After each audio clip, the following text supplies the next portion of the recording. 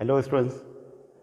Now today in current electricity we will study how to find the resistance of galvanometer using meter gauge. This method is also known as Kelvin's method. तो आज का जो article है ये article में हम देखेंगे कि गैल्वेनोमीटर का रेजिस्टेंस मीटर बीज के ज़रिए कैसा मालूम करते हैं. इसको ही हम केल्विन्स मेथड कहते हैं. एग्जामिनेशन पॉइंट ऑफ व्यू से भी ये आर्टिकल इंपॉर्टेंट है. Sometime the question may be asked how to determine the resistance of galvanometer using meter bridge और explain Kelvin's method for the determination of resistance of galvanometer. 3 marks के लिए question आता है. जैसा कि कल हमने देखे थे मीटर बीज, उसमें अननोन रेजिस्टेंस कैसा मालूम करते हैं वो देखे थे. सेम आर्टिकल है ये भी. सो मीटर बीज nothing but it consist of a rectangular wooden board on which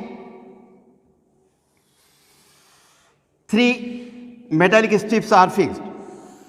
So let us consider this is a rectangular wooden board on which 3 metallic strips are fixed.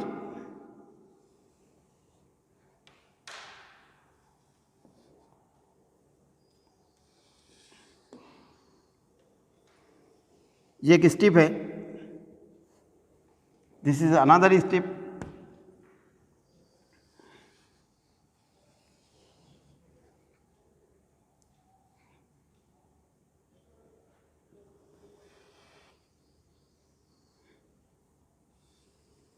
ये सेकंड स्ट्रिप है. So let us consider these are the 2 strips S1 and S2. These are the 2 metallic strips. Now the third strip is placed in such a way that we get 2 gaps. तीसरी strip को इस तरह तरतीब देते हैं कि यहाँ पर 2 गैप फॉर्म होते हैं. ये third strip S3. Now let us consider these are the 2 points A and B. These are the 2 points between which 1 meter or 100 centimeter wire is fixed. A और B ये 2 पॉइंट के across में 1 metre या 100 centimetre wire fix की गई. यहाँ पर एक मीटर स्केल होती है. 1 मीटर स्केल है. 0, 10, 20, 30, 40, 50 इस तरह मीटर स्केल होती है. 100 centimetre. Now between the point A and B, A और बी के अक्रॉस में एक cell along with one way key and rheostat is connected. यह सेल है या बैटरी है जिसका EMF E है. ये की है, ये रियोस्टेट है. ये 2 फिक्स पॉइंट है और ये वेरिएबल पॉइंट है. From B point it is connected to variable point.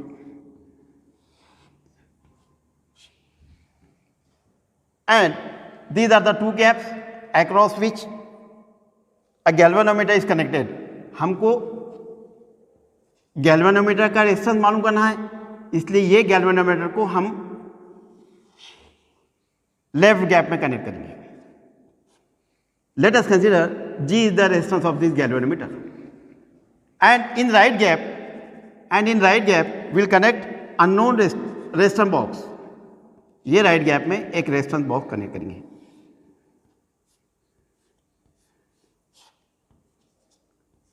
Right gap में एक रेजिस्टेंस बॉक्स कनेक्ट करेंगे.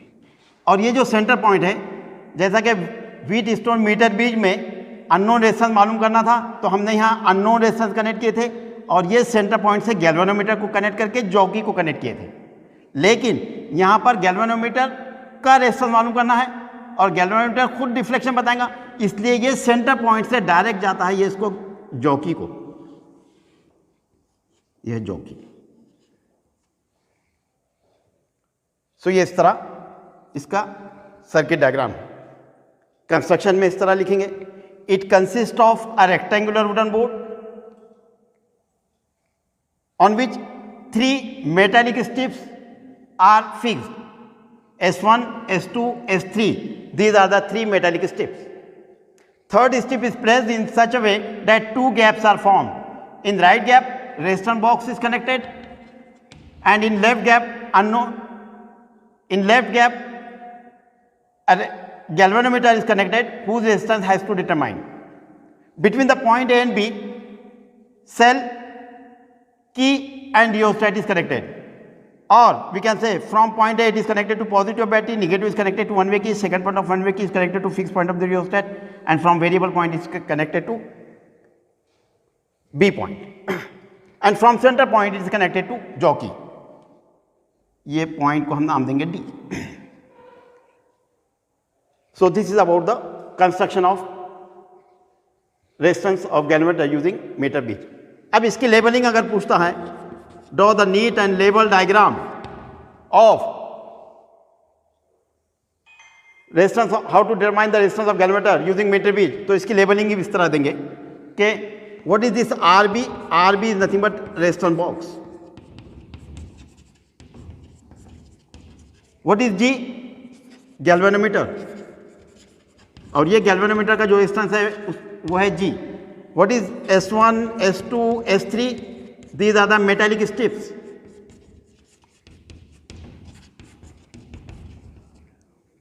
What is K? K है key. What is RH? Rheostat.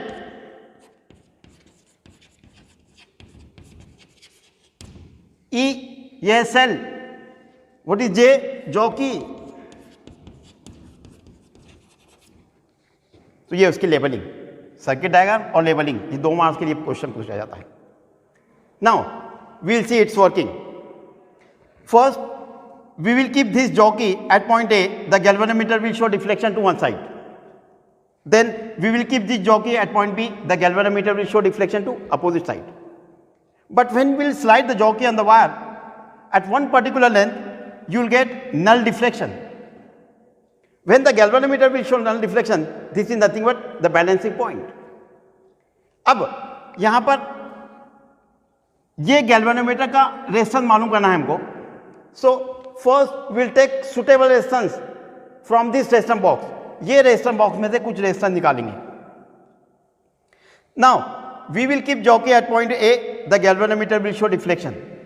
But when we slide the jockey on the wire at one particular length, the galvanometer will show null deflection. तो ये point ऐसा है D point जहां पर galvanometer null deflection बता रहा.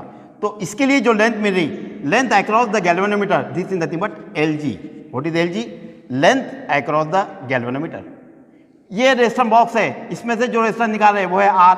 सो यहां से यहां तक ये जो लेंथ है, this is nothing but length across resistance box is nothing but LR.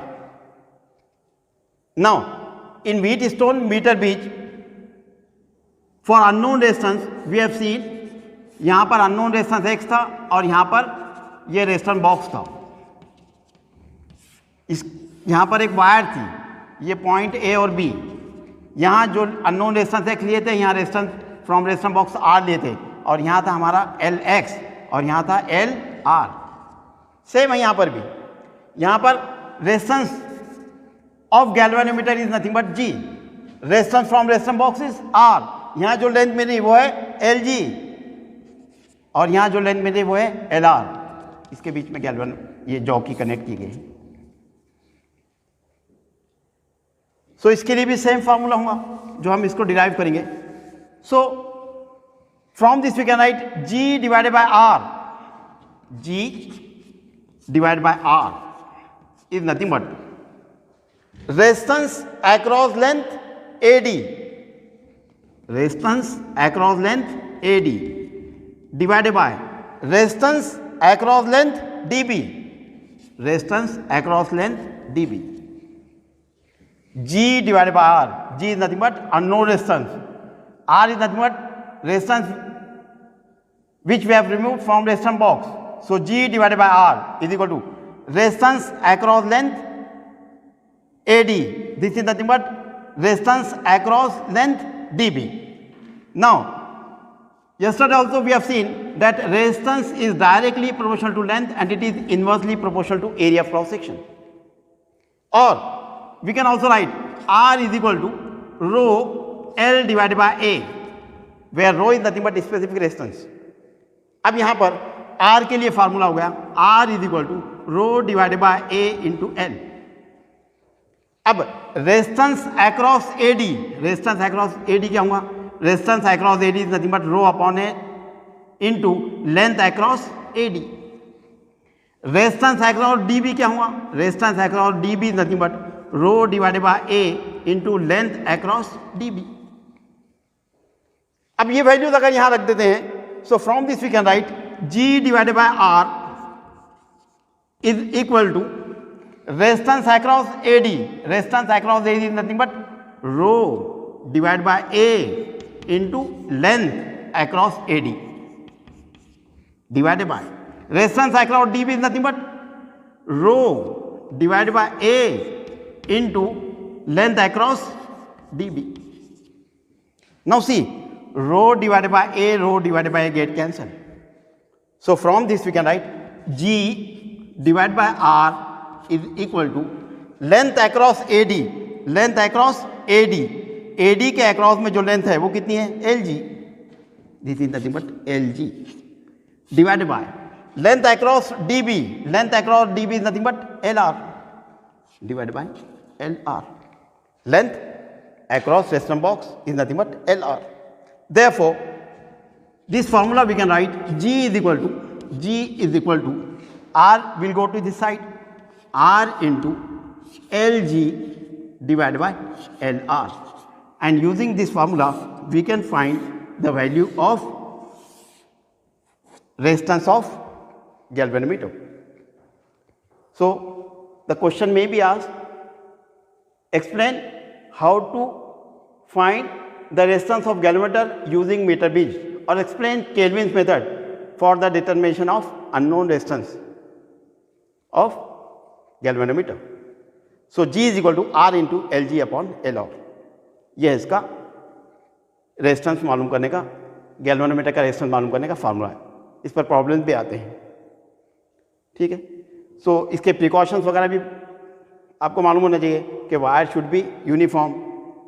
अब अगर आप ये गैल्वेनोमीटर को इधर लेके जाते हैं और ये रेजिस्टेंस बॉक्स इधर लेते हैं तो भी ये गैल्वेनोमीटर का जैसे रेजिस्टेंस 50 ओम है, तो इंटरचेंज करने के बाद भी ये पोजीशन अगर इंटरचेंज करते हैं तो भी उसका गैल्वेनोमीटर का रेजिस्टेंस सेम आना